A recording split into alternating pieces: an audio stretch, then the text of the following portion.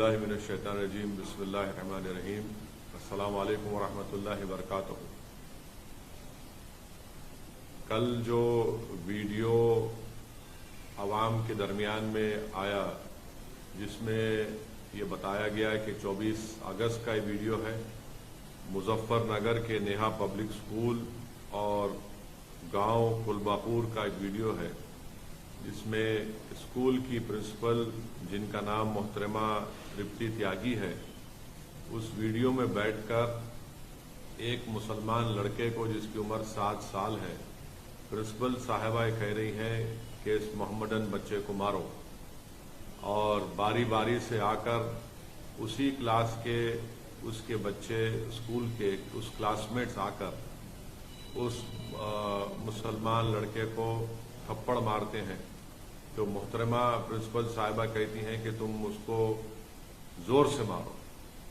तो ये एक बदतरीन वीडियो देखने के बाद हम तमाम को तकलीफ हुई है, और मैं ये कहना चाहूँगा कि ये पिछले 9 साल में जो नफरत की सियासत बीजेपी कर रही है और उसी का खैमियाजा आज हम देख रहे हैं कि भारत के गरीब अवाम, खास तौर से मुसलमान, दलित इसका शिकार हो रहे हैं इस नफरत का। और ये जो वीडियो है ये इस बात को बताता है कि पिछले कई सालों से जो उत्तर प्रदेश में योगी आदित्यनाथ की सरकार है उन्हीं को एक क्रेडिट जाता है कि उनकी जो पॉलिसीज रही हैं उसकी वजह से आज टीचर्स में भी ये नफरत पैदा हो चुकी है कि वो अपने ही क्लास के बच्चों से कहकर मजहब की बुनियाद पर, समुदाय की बुनियाद पर बच्चों को मारने लगाते हैं, और ये कहकर मारते हैं कि ये इसका ताल्लुक ये मुसलमान है, इसको मारो, पीटो, जोर से मारो इसको। सवाल ये पैदा होता है कि नफरत कहाँ से शुरू हुई है, ये नफरत का जिम्मेदार कौन है? जैसा कि मैंने कहा, इस नफरत का जिम्मेदार भारतीय जनता पार्टी है। इस नफरत का जिम्मेदार वो तमाम सेकुलर पार्टीज हैं जो सिर्फ हिंदू वोट को नाराज नहीं करने के लिए गूंगे बन जाते हैं, अंधे बन जाते हैं। मैं सिर्फ इतना ही कहना चाहूंगा कि अगर ये नफरत रुकेगा नहीं तो इससे मुल्क कमजोर होगा। आखिर जब हम चंद्रयान को चांद पर, साउथ पोल पर उसको लैंड कर सकते हैं तो फिर बताइए नफरत क्या है ये? और हम जानते हैं कि उत्तर प्रदेश में सबसे कम अगर आप देखेंगे एनरोलमेंट होता है तो मुसलमानों का एनरोलमेंट होता है। प्री प्राइमरी लेवल पर मुसलमानों का खाली 15.1% एनरोलमेंट है, हमारे दलित भाइयों का 14.6 है, ओबीसी भाइयों का 45.5% है। प्राइमरी लेवल पर आप आ जाइए तो 17.4 मुसलमानों का है, 26.7 दलित भाइयों का है, 54.2 हमारे ओबीसी भाइयों का है। और जो प्राइमरी लेवल पर जो एजुकेशन लेवल है कितना है वो बता दीजिए आप? मुसलमानों का सबसे कम है।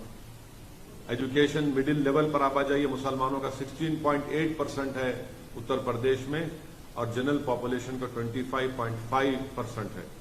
तो इससे मालूम हो रहा है कि 74% उत्तर प्रदेश के मुसलमान के पास कोई फॉर्मल एजुकेशन नहीं है, और उत्तर प्रदेश में सिर्फ 4.4% मुसलमानों के पास यूनिवर्सिटी की डिग्री है। और ये हाल है तालीम के मैदान में, शिक्षा के मैदान में। उसके बाद ये नफरत के मुजाहरे स्कूल में किए जाते हैं। मैं आज सुबह में उस लड़के के पिता से, वालिद से मैंने फोन करके बात की। मैं अपने गम और अपनी तकलीफ का इजहार उस लड़के के वालिद से किया, और मुझे बड़ा अफसोस हुआ जब उसके वालिद ने कहा कि गांव का माहौल खराब हो जाएगा इसलिए हमसे कहा गया कि हम कंप्लेन ना करें।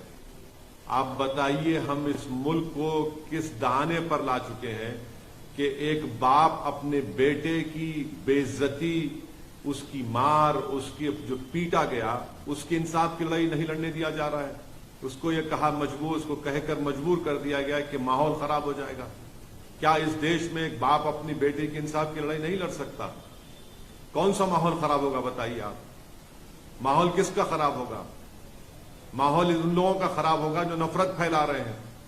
आज एक बाप अपनी बेटे की इज्जत की लड़ाई नहीं लड़ सकता, उसकी स्कूल में तालीम की اس کو حاصل کرنے کی لڑائی نہیں لڑ سکتا؟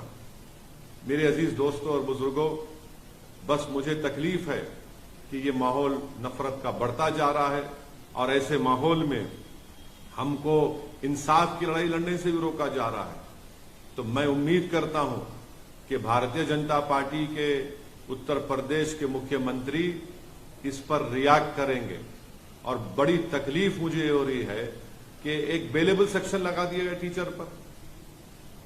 جوینائل جسٹس ایکٹ ہے، وہ صاف کہتا ہے کہ سیکشن 75 جوینائل جسٹس ایکٹ وہ لگانا چاہیے ان کے اوپر، 5 سال کی سزا کا پروویژن اس میں ہے، مگر ٹیچر پر نہیں لگایا گیا۔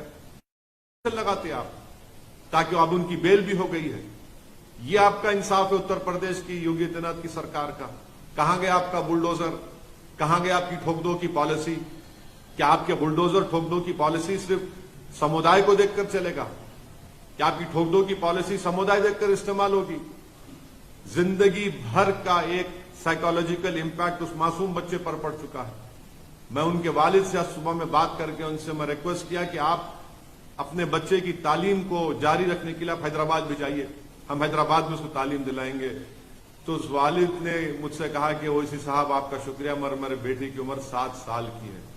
آپ اندازہ لگائیے، جو کوئی بھی میری اس بات کو سن رہا ہے، سوچئے آپ کے پیٹ میں بھی اولاد ہے، اللہ نے آپ کو بھی اولاد دی ہے، چاہے ہم ہندو ہو، مسلمان ہو، عیسائی ہو، دلت ہو، کچھ بھی ہو۔ اگر آپ کے بیٹے سے اس طرح کا برتاؤ کیا جاتا، آپ کی بیٹی سے اس طرح کا برتاؤ کیا جاتا، اور اس کا ویڈیو پورے دیش میں، پوری دنیا میں وائرل ہو جاتا، آپ کبھی آرام کی نیند سو سکتے ہیں؟ ہاں، وہ لوگ نیند کی آرام کی نیند سو سکتے ہیں جن کے دلوں میں مسلمانوں کی نفرت بھری ہوئی ہے، جن کے دلوں میں انسانیت نہیں ہے، جن کے دلوں میں شیطانیت بھری ہوئی ہے۔ مجھے بڑا افسوس ہوا، تکلیف ہو رہی ہے کہ اتر پردیش کی سرکار نے اس پرنسپل کو بچانے کے لیے، کیونکہ وہ مسلمان نہیں ہے، ان پر آپ نے بیلیبل سیکشن لگا دیے۔ مجھے 1930 کا جرمنی یاد آ رہا ہے، جب 1930 کے جرمنی میں یہودی بچوں سے، چھوٹے معصوم بچوں سے، ان کے ہاتھوں سے اس بلیک بورڈ پر لکھا جاتا کہ تم لکھو اپنے ہاتھوں سے کہ یہودی جرمنی کے لیے بڑا خطرہ ہے، ہوشیار رہو۔ آج وہی حال بھارت کے مسلمانوں سے کیا جا رہا ہے۔ اب صرف کیا کرسٹل ناک موومنٹ ہونا باقی ہے؟ وہی حال پہ ہم اسی روش پر چل رہے ہیں۔ یہ ہماری دیش کے لیے ٹھیک نہیں ہے۔ پردھان منتری بڑی بڑی باتیں کرتے ہیں کہ سب کا ساتھ، سب کا وکاس، سب کا وشواس، سب کا ساتھ۔ اب بتائیے کون سا وکاس ہے؟ ایک وردی پہننے والا ہتھیار سے نام پوچھ کر قتل کر دیتا ہے، ایک ٹیچر